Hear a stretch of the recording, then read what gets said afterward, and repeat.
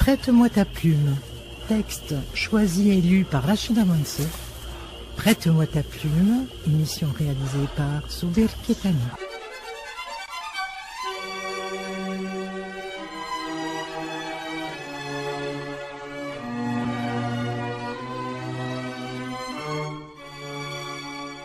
Prête-moi ta plume.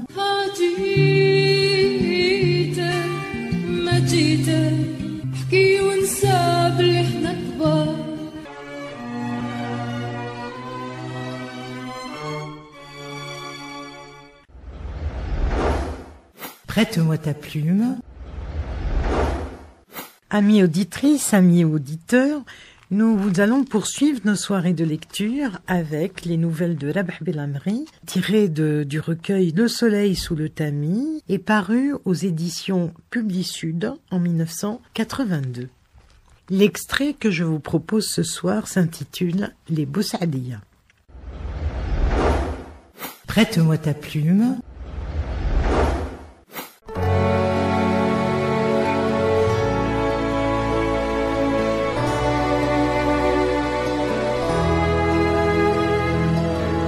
بكيتني بدمع سالات من العين سالات حرقت الخدين بكيتني بدمع سالات من العين سالات حرقت الخدين بدلتي اللباس ودخلتي فاصل جديد نسيتي حبيبك تبعتي هوا الربيع بدلتي اللباس ودخلتي فاصل جديد نسيتي حبيبك تبعتي هوا الربيع غير ما تبكيش غير ما تبكيش غير ما تبكيش يا قلبي اللي راح ما يوليش لا لا ما تبكيش لا لا ما تبكيش لا لا ما تبكيش يا قلبي اللي راح ما يوليش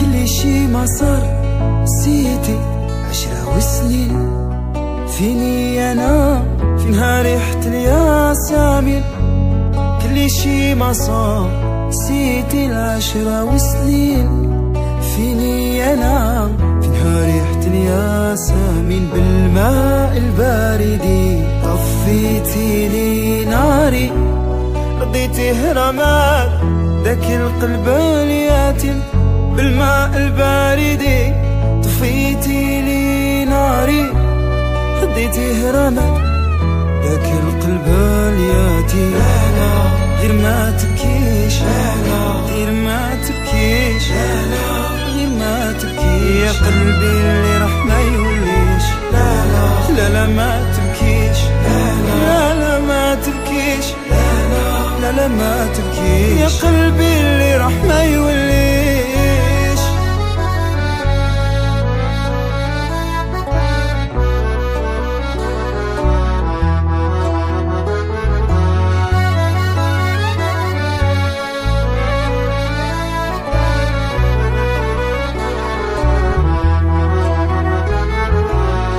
كان جا القلب برية فيه يكتبوا يدي عذاب الليل ما دار فيا وانتي ما دارية بيا فراقك زادك يا عليكيا نسف رماد اللي بيا جمارك باقيين في عينيا نشوف فيك صبحة وعشية صبحة وعشية صبحة وعشية صبحة وعشية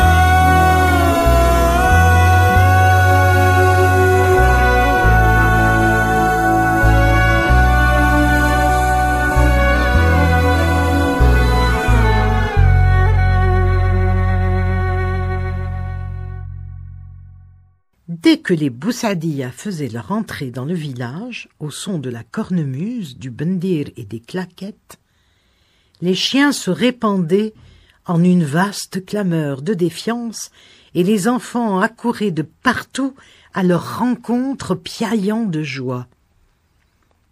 Telle leur ombre, nous nous attachions à leurs pas et les suivions obstinément en procession serrée et jubilante à travers le village, faisant halte en même temps qu'eux devant chaque porte de maison et au besoin leur indiquant le chemin à emprunter pour atteindre telle habitation isolée sur un escarpement ou cachée dans le creux d'une combe. Les Boussadia étaient tellement brûlés par le soleil et si étrangement accoutrés qu'ils semaient l'épouvante chez les bambins en bas âge qui se précipitaient à leur approche dans les bras de leur maman en hurlant de terreur. Quant aux chiens, même les plus hargneux battaient honteusement en retraite devant eux. Un dicton local dit « Boussadia a peur des chiens et les chiens ont peur de Boussadia ». Ils portaient des boucles d'oreilles avec pendeloques, et de leur cou retombaient par degrés plusieurs colliers, fils de chanvre, lanielles de cuir, chaînettes de cuivre, chargés de brimborions, perles de verre, anneaux métalliques, crocs de bêtes sauvages et gris-gris. Leur taille était ceinte d'un cordon de laine multicolore où pendillait une ahurissante collection de queues de renard et de chacal. Mais l'élément décoratif qui impressionnait le plus, tant il était surprenant, et suscitait en nous une vague appréhension, était un petit miroir circulaire collé au milieu de leur front, entre les deux arcades sourcilières, d'où le soleil giclait en flashs fugaces et aveuglant comme l'éclair. Prête-moi ta plume.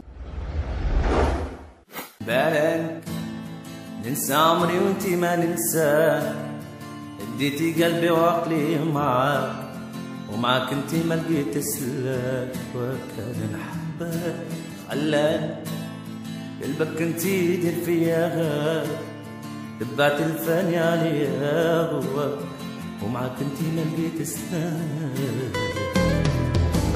بالك ننسى عمري وانتي ما ننساك هديتي قلبي وعقلي معاك ومعاك انتي ما لقيت سلاك وابدا نحبك خلاك قلبك انتي دير فيا غاب تبعت الفاني عليا غواك ومعاك انتي ما لقيت سلاك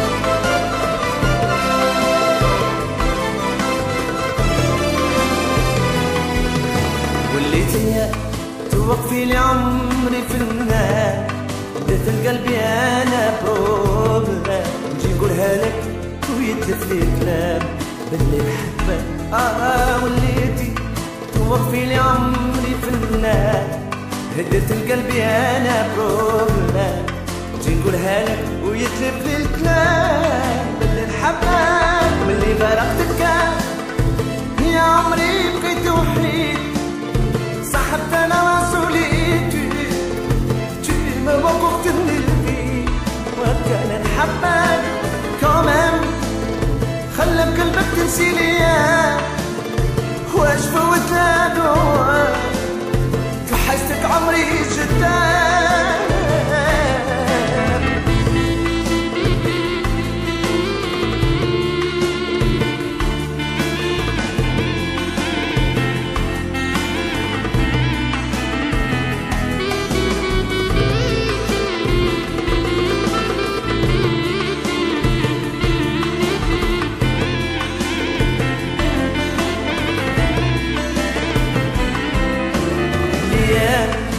فوتهم انا معاك والله يا عمري ما قدرت انساك فوق جهدي وقلبي فاك يا قبل الايام اللي فوتهم انا معاك والله يا عمري ما تنساك وجهدي وبدير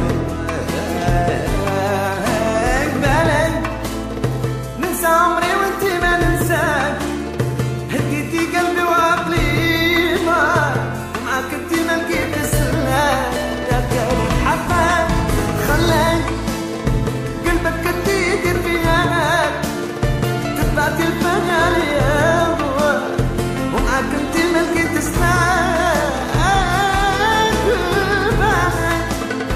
ننسى عمري وانت ما ننساك هديتي قلبي وعقلي معاك ومعاك انت ما لقيت السلام خلاك قلبك كنت يدير بيانك تبعت الفنان يا ومعاك انت ما لقيت السلام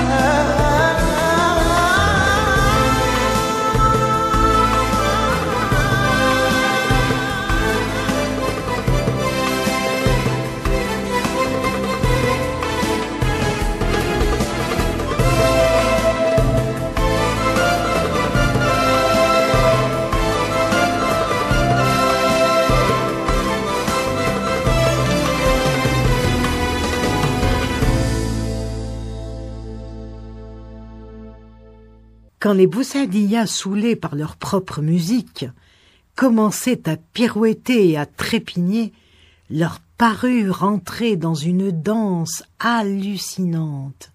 Elles sautillaient, s'entremêlaient, s'entrechoquaient et tintinabulaient à la grande joie de leurs petits spectateurs. Les enfants, avec les femmes, étaient les seuls spectateurs de Boussaïdia. Les hommes, même quand ils n'avaient rien à faire, se tenaient à l'écart de ce genre de manifestation, comme s'ils refusaient de cautionner par leur présence le jeu des acteurs, assimilés de toute manière par leur imagination prétendument virile et positive, à des énergumènes, des bons à rien, des pédérastes. Seuls les plus âgés des femmes avaient le droit de sortir pour prendre part au spectacle, assises sur le pas de la porte. Les autres, jeunes et moins jeunes, à qui le désir jaloux du mâle imposait l'assignation à domicile et le camouflage, se contentaient de regarder par la porte légèrement entrebâillée. Tout en jouant de leurs instruments, les Boussaïdias dansaient et chantaient. Leur répertoire était limité, et les mêmes chansons revenaient d'une fois à l'autre, primesautières, nostalgiques, poignantes, où se situe mon pays, où se situe mon village, ô tête d'infortune, ô fontaine du figuier. Et puis, il y avait la chanson du fils ingrat qui faisait couler en silence les larmes des vieilles et embuer les yeux de toutes les mamans. Son père mendie son tabac, sa mère porte des haillons, sa femme est parée de soieries. Qu'Allah bénisse ta bouche d'or, balbutiaient les vieilles, tout émues et bouleversées en guise de remerciement au chanteur. Quand les dernières notes expiraient, la maîtresse de maison rentrait chez elle en courant et emplissait de semoule une écuelle qu'elle chargeait son enfant de porter précautionneusement au Boussaïdia. Prête-moi ta plume.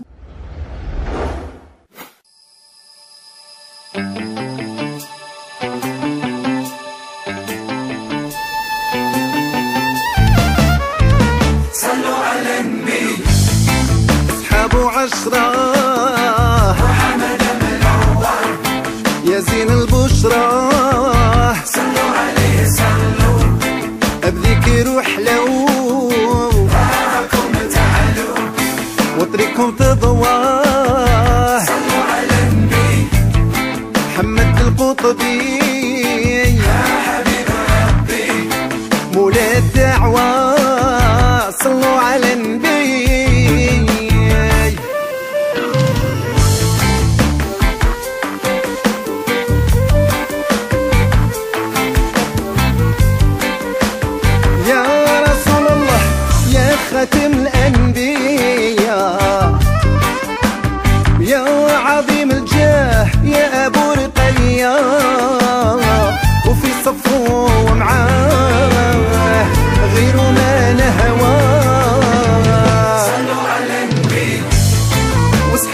وعشرة يا زين البشرى صلوا على النبي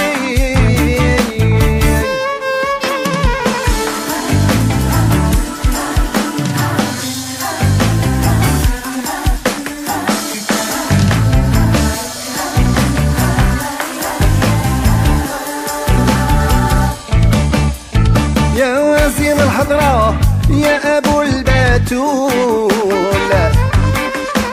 وفاطمة الزهراء عليك نقول ونقول نحفظ ونقرا وبذكرك نروى صلوا على النبي واصحابه عشرة محمد منور يا زين البشرى صلوا على النبي واصحابه عشرة محمد منور يا زين البشرى صلوا على النبي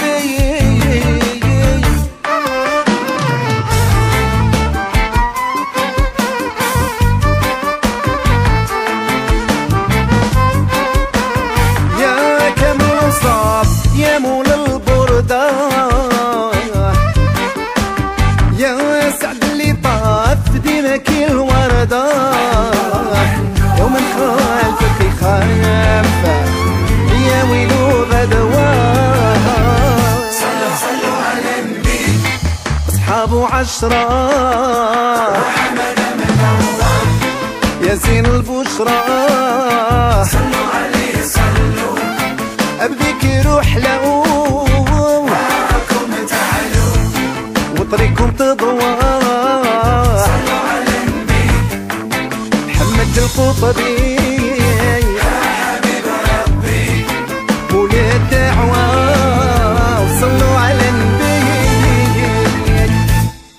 Les Boussadia n'étaient pas que des artistes. Ils jouissaient également d'une réputation de dénoueurs de sorts auprès des femmes qui sollicitaient leur médiation et leur science occulte pour être délivrées du diable, pour crever le mauvais œil qui faisait obstacle au mariage de leurs filles, et même pour immuniser leurs enfants contre la rougeole et la coqueluche. Ma mère, éternellement sujette aux cauchemars les plus éreintants, les suppliait à chaque visite de lui rendre la douceur du sommeil et la saveur du rêve. Le Boussadia en chef, un grand noir chenu, aux yeux couleur de gentiane et aux dents éburnéennes, lui réclamait à cette fin une poule ou un coq complètement noir, la couleur favorite d'Iblis le maudit. De la main, il dessinait au-dessus du volatile paniqué d'invisibles hiéroglyphes, puis lui arrachait quelques plumes qui faisaient voltiger autour de ma mère, tout en marmonnant je ne sais quoi de décisif. Ensuite, il fourrait l'oiseau dans son panier et jurait à ma mère par tous les saints de sa tribu que le malin ne la tourmenterait plus jamais, puisqu'il l'emportait avec lui pour le précipiter dans quelque abîme lointain, impossible à remonter. Le diable partait en caquetant avec les musiciens, et ma mère, cette nuit-là, ne faisait que des rêves idyllique. Prête-moi ta plume.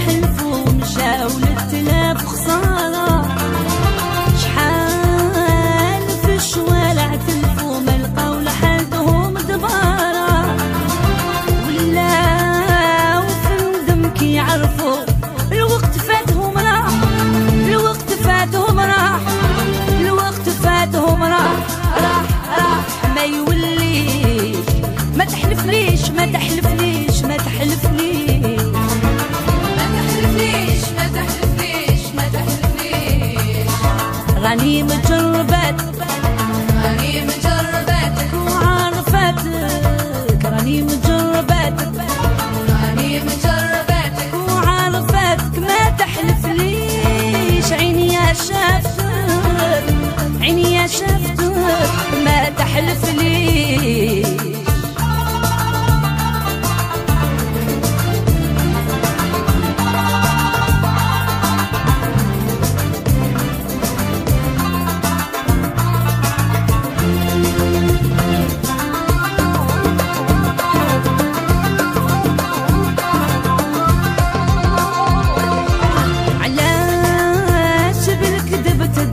والناس فايقة العمالة علاش ما تقرشي بالحق وإذا هدرت أشجرالك علاش بالكذب تدرق والناس فايقة العمالة علاش ما تقرشي بالحق وإذا هدرت أشجرالك كملتها قدات الزندق قولي علاش تنعاد قولي علاش تنعاد قولي علاش تنعاد عار عار ما توليش ما تحلفليش ما تحلفليش ما تحلفليش ما تحلفليش ما تحلفليش ما تحلفليش راني مجرباتك راني مجرباتك وعارفاتك راني مجرباتك راني مجرباتك وعارفاتك ما تحلفليش عيني يا شافتك عيني يا شافتك ما تحلفليش ما تحلفليش ما تحلفليش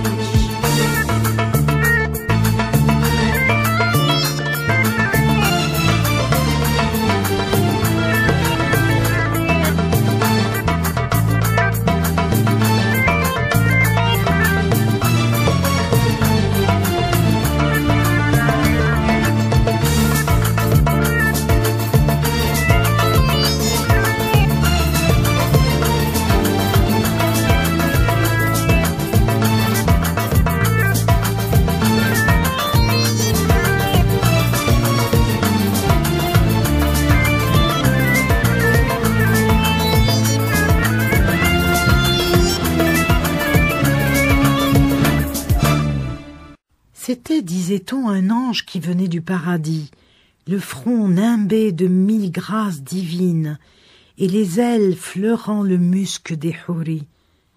On l'appelait Révérend Ramdan. Et chaque année, on attendait son retour avec gravité et dévotion. On comptait les jours sur le calendrier, on guettait le croissant lunaire, on consultait l'imam, on écoutait la TSF du café. Dès l'arrivée du Ramadan, on se purifiait le corps, on renouait avec les 5 prières, pour peu qu'on les eût négligées, on commençait à surveiller ses instincts, on tempérait ses excès en toutes choses, autant de conditions qu'il faudrait observer jusqu'au bout du jeûne, si l'on voulait augmenter ses chances d'accéder au séjour des bienheureux. Les premiers matins de ce mois étaient ternes et moroses. Les foyers ne s'animaient plus avec le chant des coqs. Les portes des cafés, des boulangeries et des gargotes demeuraient closes, retenant leurs arômes familiers. Les hommes avaient la mine grave et la langue incertaine. Les enfants, après avoir déjeuné en Suisse, gagnaient l'école à pas lents, sans grande loquacité, comme accablés par la torpeur générale. Dans la journée, la faim et la privation rendaient les gens ou apathiques ou irascibles. Au marché, par exemple, les disputes étaient fréquentes entre les marchands, moins patients que d'ordinaire, et leurs clients devenus trop exigeants. Quand l'altercation menaçait de s'envenimer, les témoins les plus sages tentaient une médiation. Ils répartissaient d'abord les responsabilités équitablement entre les deux parties et le révérend Ramadan. Mais souvent les adversaires, s'enferrant dans leur mauvaise humeur ou ravis de se défouler un peu et d'oublier les crampes d'estomac, refusaient de se reconnaître le plus petit tort. Alors, pour se tirer d'affaire et ne pas se mettre à dos leurs semblables irrités, on ne sait jamais, les réconciliateurs faisaient endosser l'entière responsabilité à l'ange du paradis. « Calmez-vous, mes enfants, c'est Ramadan qui vous trouble la raison. Les torts ne sont pas de votre côté, c'est Ramadan, le seul responsable. C'est lui et personne d'autre. Maudissez Satan et reprenez vos esprits. » Prête-moi ta plume.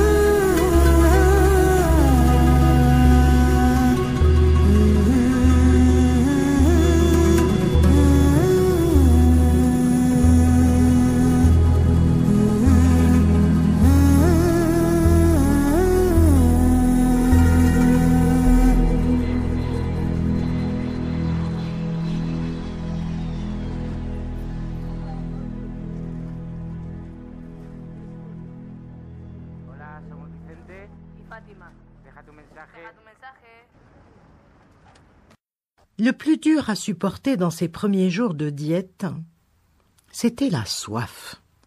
L'intolérable soif, favorisée par la braise de notre climat et notre prédilection pour les plats épicés.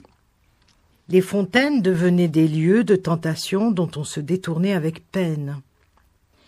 Les personnes qu'on voyait rôder à leurs abords apparaissaient d'emblée comme des suspects, car qui ne connaît pas la ruse permettant aux tricheurs de se désaltérer tout en faisant semblant de se rafraîchir le visage?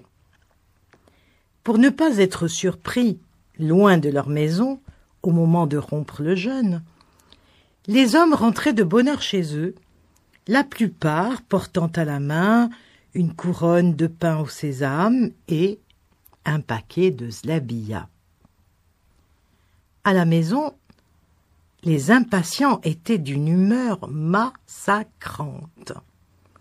Ils admonestaient sans raison leur moitié, servante, trop empotée à leur gré pour servir le repas à l'heure dite.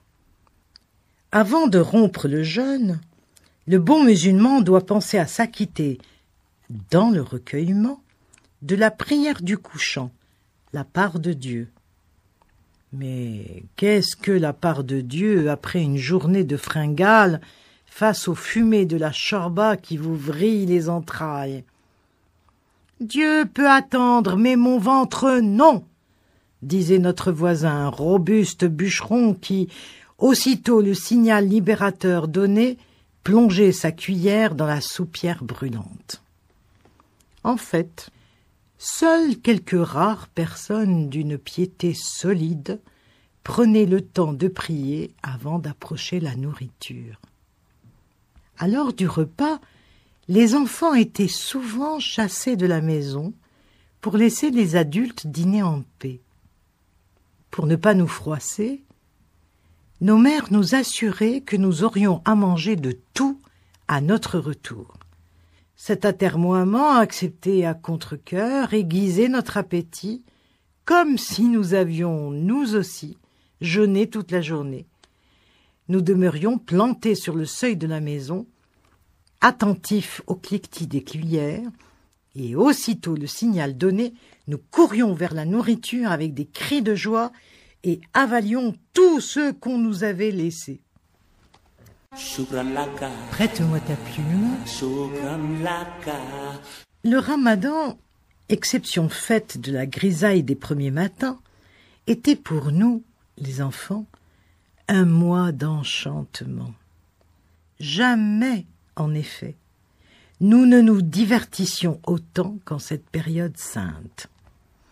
Sitôt la dernière classe de la journée finie et les commissions rentrées à la maison, nous envahissions la rue et le stade pour nous griser de jeux, de clameurs, de chamailleries jusqu'au moment où le tonnerre du canon annonçait la rupture du jeûne. Bon nombre de jeux, délaissés le reste du temps, ressurgissaient pour nous passionner de nouveau. Certains de ces jeux étaient d'une brutalité inouïe. Par exemple, la Hembariya, un jeu de berger où l'on bourrait de coups de poing et de pied le principal acteur contraint d'évoluer à quatre pattes, mais autorisé à envoyer à ses tourmenteurs de terribles ruades. Hum ed Beb, brouillard noir, était par contre un jeu paisible et plein de fantaisie. Nous nous divisions en deux groupes, puis chaque groupe se retirait à part, assez loin pour ne pas être entendu par la partie adverse, et tenait un bref conciliabule. Chaque participant devait se choisir un sobriquet. La fourmi, l'orvet, le caméléon, le ténia, l'arc-en-ciel, le soleil, le vent, la pluie, les testicules, la bouse de vache, le poteau, l'ogre, le dragon traîneur de chaînes, etc., etc. L'imagination avait tous ses droits. Après avoir bien fixé les différentes désignations, les deux parties se retrouvaient pour tirer au sort le groupe dont les membres devaient avoir les yeux bandés en premier. Ceux-ci étaient tenus de s'accroupir en cercle. Leurs adversaires se mettaient derrière eux et, tout en leur appliquant les mains sur les yeux, entonnaient en chœur « Noir, brouillard, ô toi que recouvrent les nuages, sors de ta cachette, toi qu'on nomme !» Et on lançait l'un des surnoms comme il avait été par avance convenu. Le poteau, la salamandre, le vent ou le ténia quittaient son partenaire et, à pas de loup, allaient pincer au dos, au bras ou à la nuque l'un des aveugles. Il revenait subrepticement à sa position, on chantait un autre couplet, puis on débandait les yeux. Celui qui avait été pincé tentait alors d'identifier son pinceur. S'il devinait juste, position et rôle s'invertissaient. Le jeu le plus excitant pour nous était de courir derrière les personnes soupçonnées de n'avoir pas observé le carême. Comme nous faisions pour les ivrognes, nous les poursuivions par les rues du village en leur jetant des pierres et en les conspuant sous le regard amusé des musulmans irréprochables. « Le mangeur de Ramadan, le voilà! Le mangeur de Ramadan, le voilà !» Nous étions, en quelque sorte, les gardiens de la morale, des gardiens qu'il valait mieux ne pas affronter. Prête-moi ta plume. Les filles jouaient aux abords des maisons. Leur jeu était gai et nous passionnait, même nous, les garçons. Nous aimions beaucoup les regarder jouer au père dévorateur et à la mère poule. Ce jeu mettait face à face deux filles, l'une figurant le personnage d'un père ogre et l'autre celui d'une mère protectrice et combative.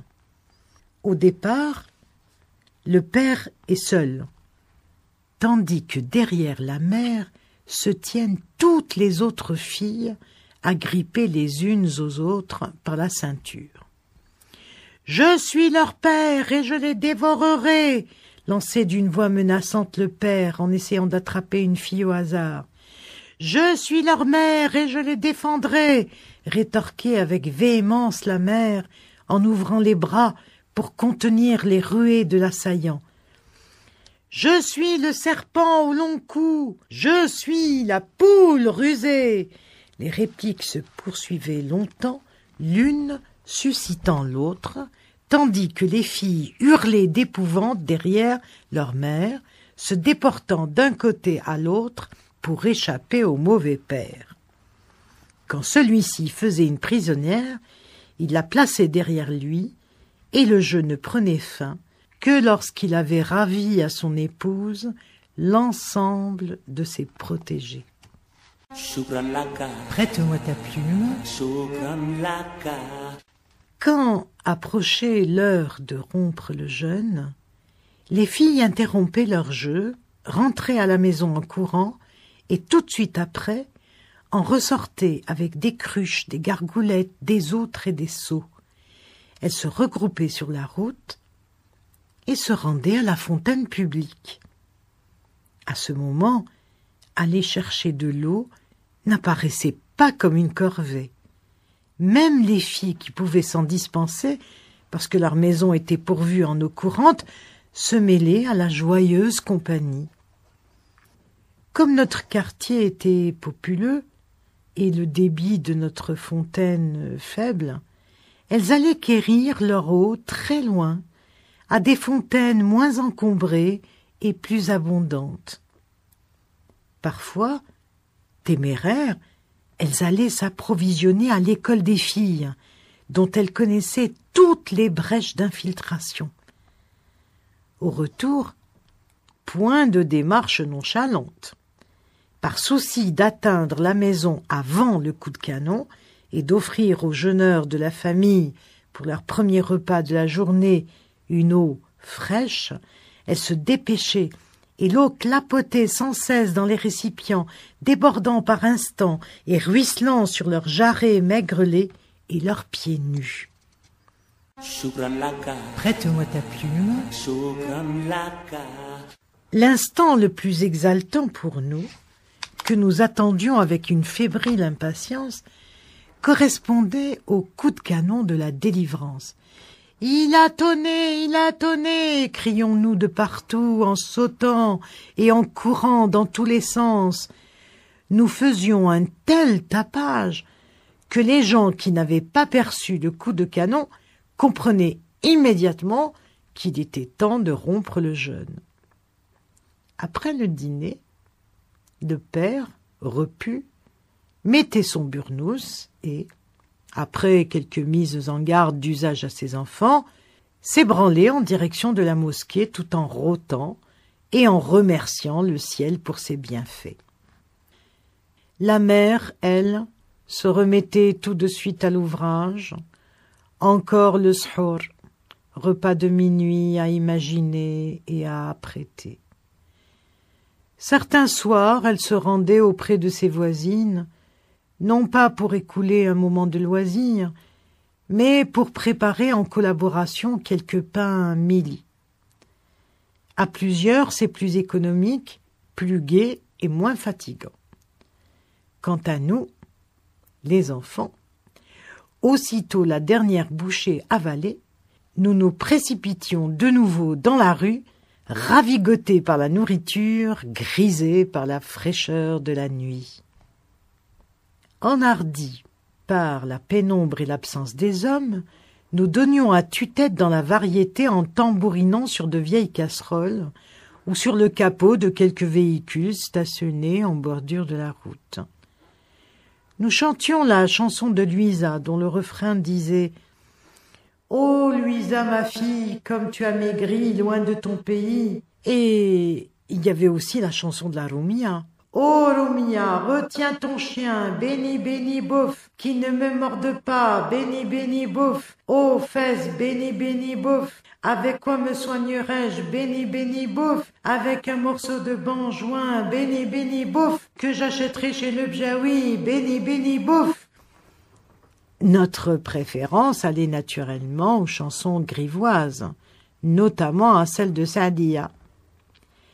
Saadia adore les pommes, mais moi je n'ai pas de pommes, j'ai seulement une clé pour ouvrir Saadia. Saadia adore les poires, mais moi je n'ai pas de poires, j'ai seulement une pioche pour piocher Saadia. Saadia adore les abricots, mais moi je n'ai pas d'abricots, j'ai seulement un harpon pour harponner Saadia. Saadia adore les bananes, mais moi je n'ai pas de bananes.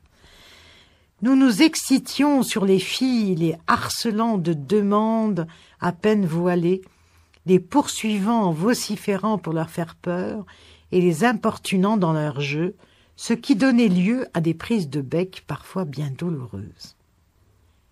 Quand la nuit devenait très noire, les filles rentraient à la maison.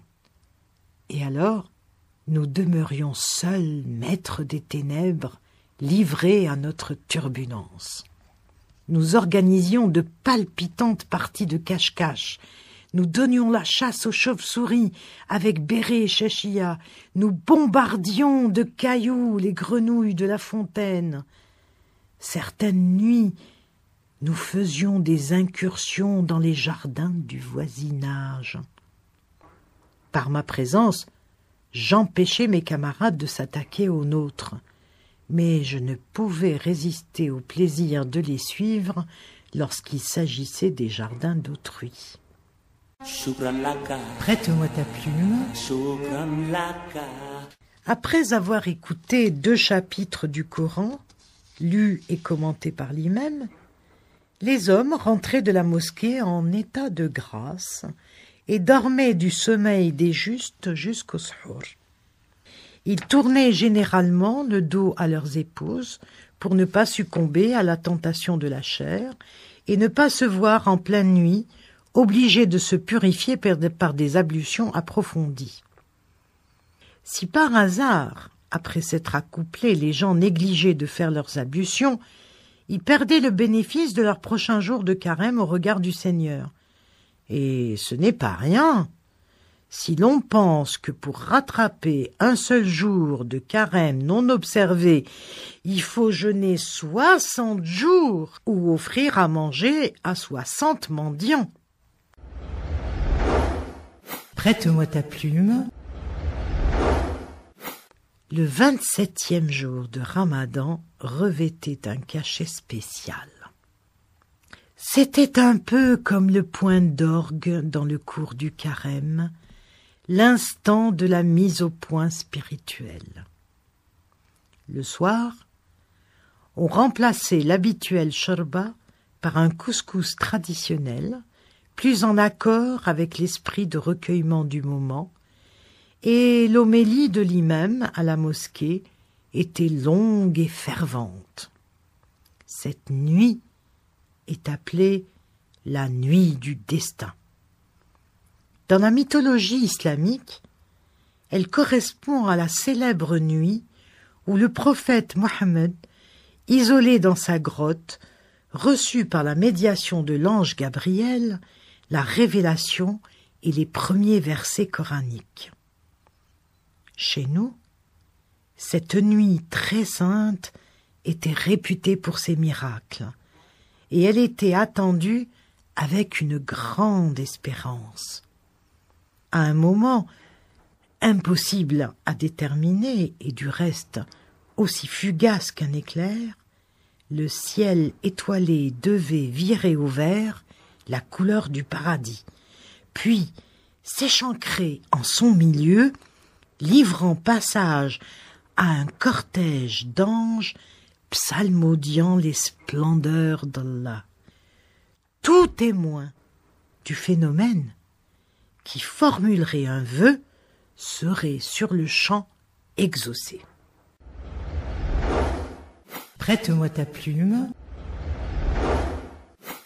La tante Zuina nous racontait souvent l'histoire de cette jeune fille que la nature avait affligée d'une tête pas plus grosse qu'une noix, de sorte qu'elle était perpétuellement en butte aux moqueries de son entourage et désespérait de jamais se marier.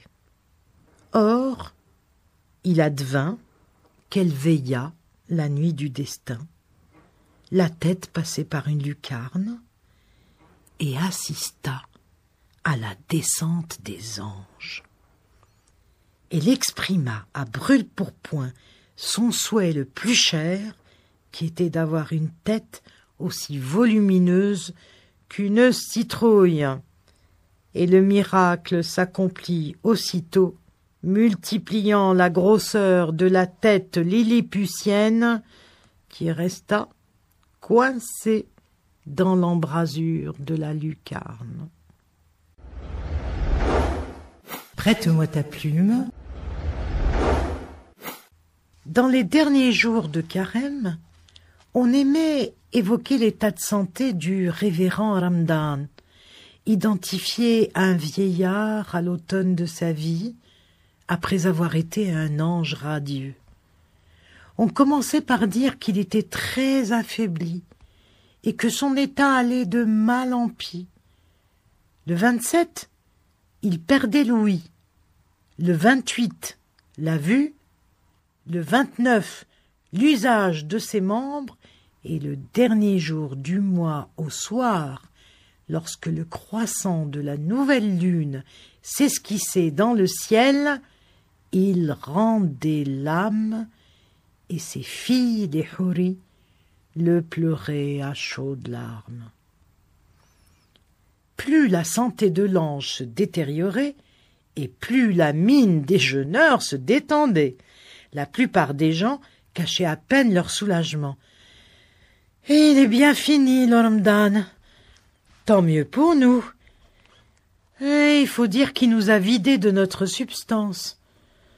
Que Dieu nous pardonne, mais c'était dur. » Dans ces derniers jours, notre grand désir, nous les enfants, était d'obtenir de nos parents l'autorisation de nous essayer à la diète. Nous pouvions ainsi prendre part au moins une fois au mystérieux repas de minuit où l'on buvait du café au lait et mangeait des olives et des piments vinaigrés.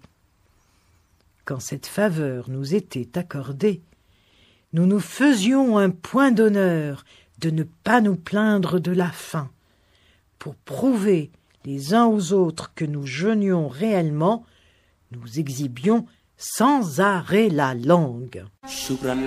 Prête-moi ta plume.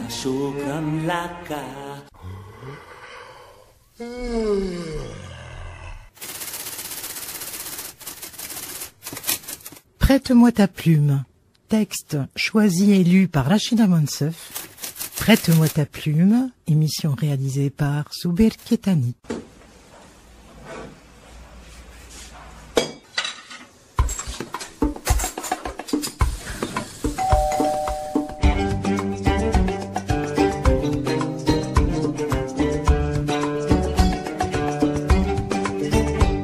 Prête-moi ta plume.